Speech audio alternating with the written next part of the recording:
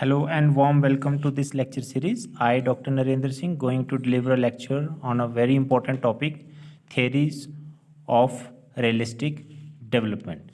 This lecture is specially designed for the students of MA or those students who are preparing for UGC NET examination or those who are UPSC aspirants. Let's begin the topic. Theory of realistic development.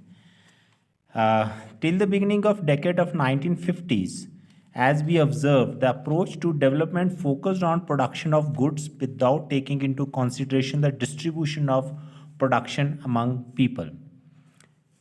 It means that in 1950s, the notion of development was entirely different.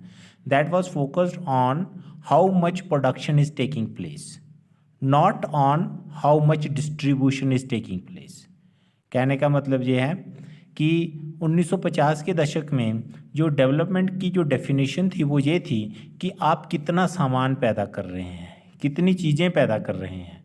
जितनी आप चीज़ें पैदा कर रहे हैं it means की उतनी ज़्यादा डेवलपमेंट हो रही है. लेकिन वो चीज़ें कितनी लोगों में डिस्ट्रीब्यूट हो रही हैं इसका डेवलपमेंट से कोई भी लेना देना नहीं था. Least concern was about who received और who really needed the product. कहने का मतलब कि ये नहीं ध्यान में रखा जाता था कि किसको चीज़ें मिल रही हैं और किसको ज़रूरत है. हो सकता है जिसको मिल रही है उसको इतनी ज़रूरत ना हो और जिसको नहीं मिल रही हो उसको बहुत ज़्यादा ज़रूरत हो. The United Nations organization also proposed that a developing country would be treated so only when it records 5 to 7% annual economic growth. Even कि उस समय यूनाइटेड नेशन ऑर्गेनाइजेशन जो मानती थी कि डेवलपिंग कंट्री को तभी एक ट्रीट किया जाएगा, जिसको डेवलपिंग कैटेगरी में तभी डाला जाएगा अगर वो 5 से 7% जो एनुअल इकोनॉमिक ग्रोथ कर रही हो. कहने का मतलब है कि 5 से 7% के लेवल पे क्या कर रही हो, प्रोडक्शन कर रही हो. But the beginning of second half of 20th century witness an alternative approach to development which focused on the distribution aspect of economy. लेकिन 20वीं शताब्दी के दूसरे हिस्से में यानी कि 1950 के बाद वाले दौर में ये माना जाने लगा कि हम डेवलपमेंट को दूसरे नज़रिए से देखेंगे. वहाँ पे ये देखा जाएगा कि जो चीज़ें पैदा हो रही हैं वो कितनी डिस्ट्रीब्यूट हो रही हैं लोगों में, वो जिनको ज़रूरत है वहाँ तक पहुँच भी रही हैं कि नहीं पहुँच रही हैं.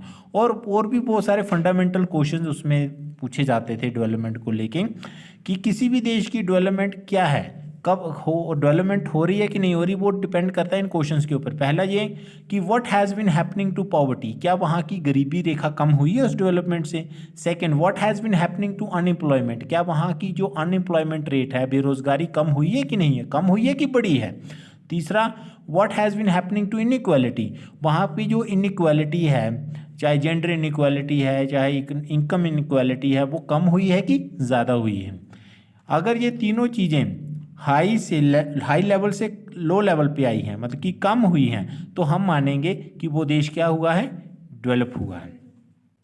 अगर इसमें से कोई चीज़ लगता है कि नहीं कम हुई, ना ही गरीबी कम हुई, ना अनएम्प्लॉयमेंट कम हुई, ना इनइक्वालिटी कम, रादर बढ़ गई हैं, तो चाहे वहाँ के लोगों की पर कैपिटा इनकम डबल भी क्यों ना हो गई हो, लेकिन हम उसको डेवलपमेंट नहीं मानेंगे. By the decade of 70s of the 20th century, the structural internationalist theory became prominent. The structuralist approach looks at development in terms of the power relationship between different nations and between different people within the nation. 70s के दशक में 1970s के बाद के दशक में क्या हुआ कि स्ट्रक्चरल इंटरनेशनलिस्ट थ्योरी आई. उसने बोला कि डेवलपमेंट का मॉडल को अगर हमें समझना है तो हमें पावर रिलेशनशिप्स को समझना होगा. Power relationship between different nations और between different set of peoples within the nation.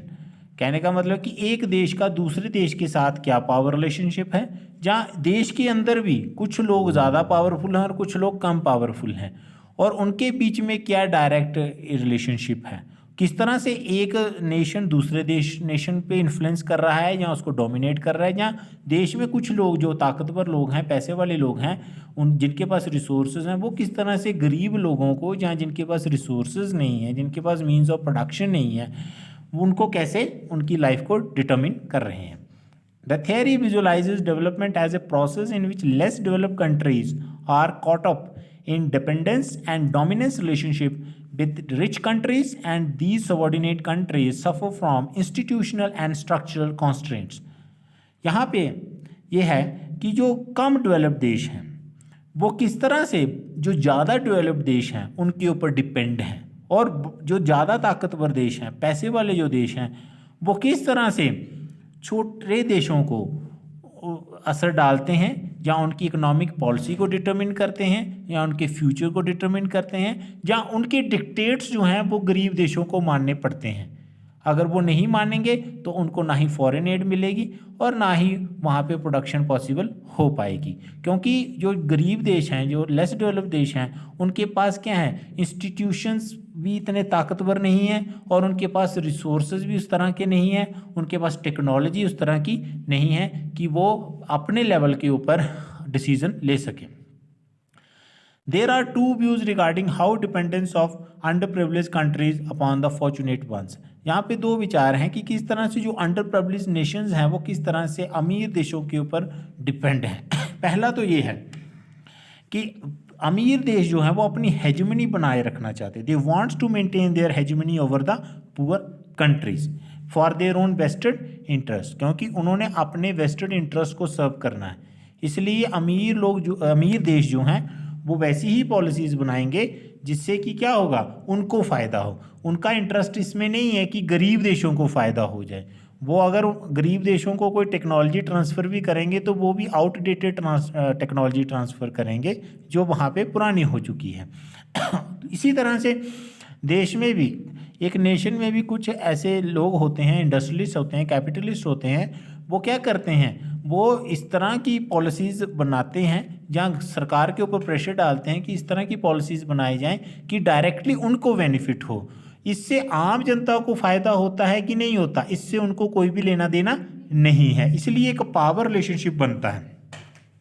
Next अगर हम बात करें, अंडर डेवलपमेंट एक कंडीशन है। Under development is a condition और situation in which the economies of one group of countries are conditioned by the development and expansion of others. दूसरी बात यह है कि अंडर डेवलपमेंट वो कंडीशन है जिसका फ़ायदा सीधे सीधे अमीर देशों को ऐसे मिल जाता है कि उनकी इकॉनमी, जो गरीब देशों की इकॉनमी उन पर डिपेंड होती है। इसी वजह से गरीब देशों में डेवलपमेंट का क्या मॉडल होगा, किस तरह से डेवलपमेंट होगी, उसकी क्या कंडीशंस होंगी, और किस तरह से अगर डेवलप देश और ज़्यादा डेवलप करेंगे तो डायरेक्टली क्या उसका इन्फ्लुएंस किस पे पड़ेगा, छोटे देशों पे पड़ेगा। इट मीन्स कि छोटे देशों की डेवलपमेंट सीधे सीधे जुड़ी हुई है बड़े देशों की डेवलपमेंट के साथ जुड़ी हुई है। अगर उनको फ़ायदा हो रहा है तो उनको फ़ायदा होगा, अगर एक डेवलप देशों को फ़ायदा नहीं हो रहा है या वहाँ डेवलपमेंट नहीं हो रही है तो गरीब देशों को भी बेनिफिट नहीं होने वाला।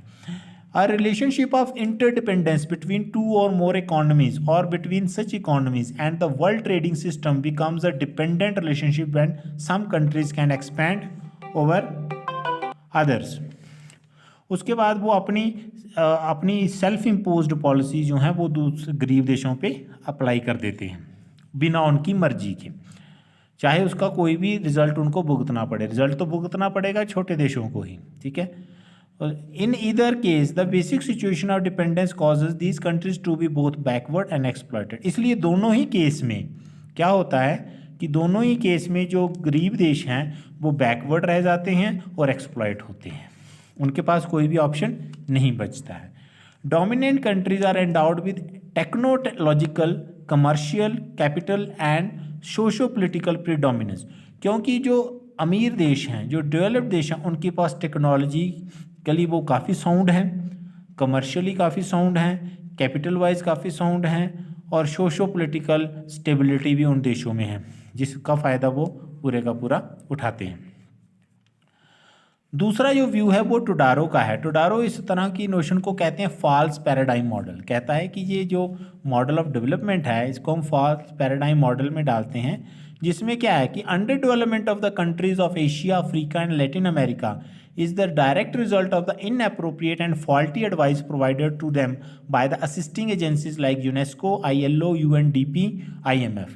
कहने का मतलब है टुडारो ये कहते हैं कि जो नोशन ऑफ डेवलपमेंट है वहाँ पे जो गरीब देशों पे अप्लाई होता है वो बिल्कुल एक फॉल्स है, गलत है। शो तो ऐसे होता है कि वहाँ पे डेवलपमेंट होगी, लेकिन नहीं, डेवलपमेंट के नहीं हो रही होती, एक तरह से वो डिप्राइव ही रहते हैं। क्योंकि वो कह रहा है कि जो कुछ इंटरनेशनल एजेंसीज हैं, जैसे यूनेस्को हो गया, इंटरनेशनल लेबर ऑर्गेनाइजेशन हो गया, यूएनडीपी हो गया, या आईएमएफ इंटरनेशनल मॉनेटरी फंड हो गया, वो इस तरह की पॉलिसीज़ बनाती हैं कि उसका फ़ायदा किसको मिलता है? अमीर देशों को मिलता है ना। जानबूझ के उनको ऐसे स्ट्रक्चर तैयार किया जाता है जो उनके लिए क्या है, गरीब देशों के लिए बिल्कुल भी फ़ायदे का सौदा नहीं है। हालांकि वो ये कहता है कि ज़रूरी नहीं है कि उनकी इंटेंशन जो है वहाँ के एडवाइज़र्स की वो बिल्कुल ही मैलाफाइड इंटेंशंस हो, लेकिन वो जो एक्सपर्ट्स हैं they do not have understanding about the existing situations of the target countries.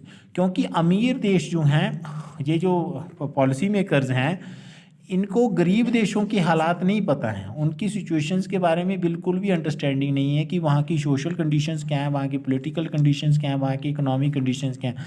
वो ऐसे ही हो गया कि जैसे हिंदुस्तान में कोई एसी रूम में बैठा हुआ ब्यूरोक्रेट गांव के लिए पॉलिसी तैयार करे, हालांकि वो कभी गांव गया ही नहीं है। इसलिए वो अमीर देश के जो एक्सपर्ट्स हैं, पॉलिसी मेकर्स हैं, उनको एशिया के उन देशों की, लैटिन अमेरिका के उन देशों की कोई समझ ही नहीं है कि वो पॉलिसियाँ वहाँ पे वर्क करेंगी भी कि नहीं करेंगी। The policies based on their meticulous expert advice prove inappropriate, इसलिए वो इनअप्रोप्रिएट प्रूव होती हैं। And reinforce the existing power structure, rather वहाँ का जो पावर बैलेंस है वो बिल्कुल एक तरफ शिफ्ट कर देती हैं, उल्टा उन्हीं को फ़ायदा देती हैं जो ऑलरेडी फ़ायदे में है। Rich become more richer and poor become more poor, the wider gap between rich and poor further widened and cater to the interest of the powerful groups, as these countries are beset with the acute problem of social, economic and landed inequalities। क्योंकि जो Asia, Latin America, Africa के ये जो देश हैं वो अभी भी फ्यूडल मेंटेलिटी से ग्रसित हैं, उसका भी उसमें क्या है, इन्फ्लिक्टेड है ये प्रॉब्लम। इसलिए क्या है कि जब ये पॉलिसियाँ बनाई जाती हैं तो ये जो कुछ पावरफुल लोग जो हैं, जो एलीट सेक्शन है वहाँ का, वो उनकी फेवर में चली जाती हैं, और जो वहाँ पर लार्जर सेक्शन है सोसाइटी का वो फिर फर्दर क्या रह जाता है, मार्जिनलाइज रह जाता है, डिप्राइव रह जाता है। The theories of under development are essentially a dependency theory, इसलिए ये जो थ्योरीज ऑफ डेवलपमेंट और अंडर डेवलपमेंट है इसको हम डिपेंडेंसी थ्योरी कहते हैं, क्योंकि ये ज़्यादातर एक देश का दूसरे देश पे डिपेंडेंस है, जो डिपेंडेंस की वजह से ही सारी प्रॉब्लम पैदा हो जाती है, जिसमें क्या होता है कि एक uneven model of development generate हो जाता है। इसी को समझने के लिए बहुत सारे थ्योरीज स्कॉलर्स जो हैं जो इस डिपेंडेंसी थ्योरी से जुड़े हुए हैं, उनका नाम है आंद्रे गुंडर फ्रैंक, समीर अमीन, इमैनुअल बैलरस्टीन और पॉल बारन। पॉल बारन ने अपनी किताब पॉलिटिकल इकोनॉमी ऑफ ग्रोथ में थ्योरी ऑफ अंडर डेवलपमेंट सबसे पहले दी थी। उसके बाद बाकी के जो थिंकर हैं, समीर अमीन हो गया, एजी फ्रैंक हो गया, इमैनुअल बैलरस्टीन हो गई, इन्होंने अपनी अपनी थ्योरीज दी। ये जो मॉडल है वो ये कहता है कि जो एक देश की जो अंडर डेवलपमेंट है, यानी कि एक देश की जो गरीबी है वो दूसरे देश की अमीरी हो जाती है। It means there is a direct relationship, there is a direct consequence of the fact that under development of a less developed countries give benefits to the rich countries, okay, because they exercise control over them and control over their natural resources। उनके natural resources को वो क्या करते हैं, exhaust करते हैं। जैसे अगर हम बात करें, हम आज़ाद स्लेवरी पीरियड की बात करें, प्री इंडिपेंडेंस पीरियड की, जब ब्रिटिश रूल यहाँ पे था तो इंडिया एक कॉलोनी था। कॉलोनी होने की वजह से क्या था कि अंग्रेज जो थे वो यहाँ का रॉ मटेरियल लेते थे और फैक्ट्री में प्रोडक्ट बनाते थे और हमें ही हमारा प्रोडक्ट महंगा बेच देते थे, ठीक है। बाकी लेबर भी हमारी और रॉ मटेरियल भी हमारा और हमें ही बेच देना। इसलिए महात्मा गांधी ने तब बोला था कि अंग्रेज़ों की कमर हम तभी तोड़ सकते हैं जब हम इसका क्या करें, स्वदेशी मूवमेंट चलाएं, बायकॉट करें इनके बने हुए ब्रिटिश मेड गुड्स को, तभी ही हम इनको तोड़ सकते हैं। क्योंकि इनकी ताकत किस में है, इनकी ताकत इसी जो सरप्लस में है, ये जो फैक्ट्री मेड गुड्स हैं जो हमें बेचते हैं, जिस वजह से ये और ज़्यादा ताकतवर होते जा रहे हैं। तो वो मूवमेंट आप जानते हैं वो बड़ा सफल भी हुआ। अंग्रेज़ों को लग गया कि ये अब हमारे अंतिम दिन आ गए हैं, क्योंकि ये डायरेक्ट अटैक था उनकी इकोनॉमी के ऊपर, ठीक है। तो इस तरह से हमने देखा कि उस इंपीरियलिज्म के दौर में हमारा देश यानी कि भारत गरीब होता चला गया और ब्रिटेन बहुत अमीर होता चला गया। इस तरह से ब्रिटेन ने बाकी जगह पे भी जो कॉलोनीज़ बनाई थी, अफ्रीका में जो कॉलोनीज़ बनाई थी, वहाँ के भी रिसोर्सेज को प्लंडर किया और ख़ुद वो अमीर हो गए, और वहाँ जहाँ जहाँ इन्होंने रूल किया उन देशों को गरीब बना दिया।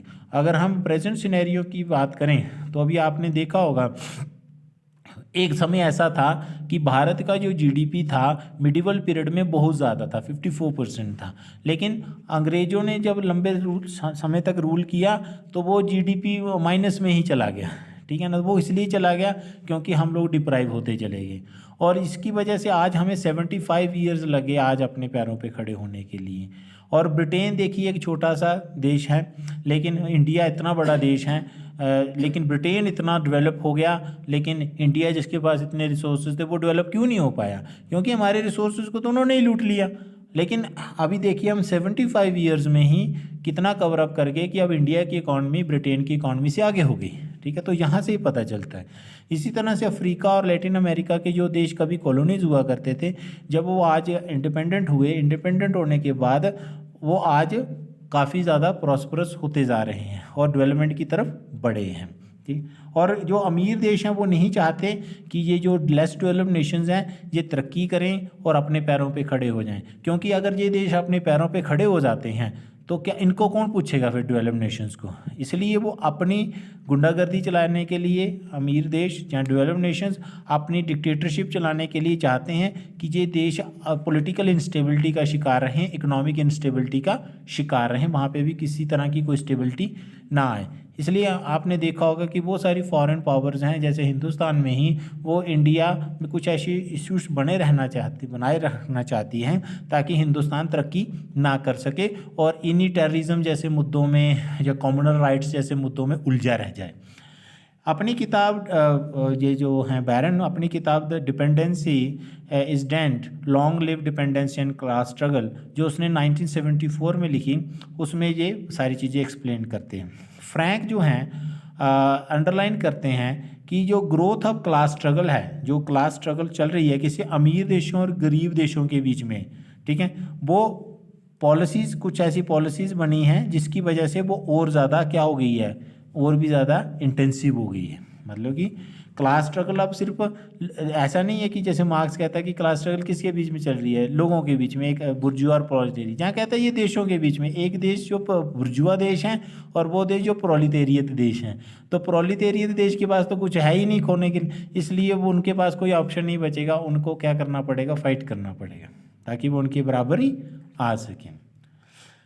इसी तरह से अगर हम समीर अमीन की बात करें, समीर अमीन ने भी डिपेंडेंसी थियोरीज दी हैं और उनकी मेन जो किताबें हैं उनके नाम है class and nation historically and in current crisis 1979 में लिखी गई, crisis of nationalism and socialism 1982, delinking towards a polycentric world 1990, eurocentrism 1989 की किताब है, maldevelopment and autonomy of a global failure, or replete with evidences that bear out the role of rich countries in underdevelopment and backwardness of the colonial less developing countries of the world। ये कुछ ऐसी किताबें हैं जो बताती हैं कि किस तरह से जो अमीर देश हैं वो गरीब देशों की अंडर डेवलपमेंट के लिए जिम्मेदार हैं। Modern economic history as most of the social science literature has been so written in the beginning as to establish the supremacy of the best। उसके अलावा जो अगर हम हिस्ट्री पढ़ें, आज मॉडर्न इकोनॉमिक हिस्ट्री के हिसाब से भी देखें तो ये हमें सीधे सीधे पता चलता है कि जो हिस्ट्री लिखी गई, इकोनॉमिक हिस्ट्री भी इस तरह से लिखी गई कि क्या हो, उसका फ़ायदा किसको मिले, बेस्ट को मिले, यानी कि उसमें बेस्ट को सुप्रीम दिखाया गया। जैसे मान लीजिए इंडिया में जो ब्रिटेन का रूल रहा तो वो उन्होंने इस तरह से हमें पोज किया कि अगर ब्रिटिश लोग यहाँ पे नहीं आते तो ये लोग तो अंडर डेवलप ही रह जाते। हम लोग थे जो हमने इन लोगों को सिखाया कि डेवलपमेंट क्या चीज़ होती है, प्रोडक्शन कैसे होती है, टेक्नोलॉजी ट्रांसफ़र कैसे होता है, या नई टेक्नोलॉजी लाई।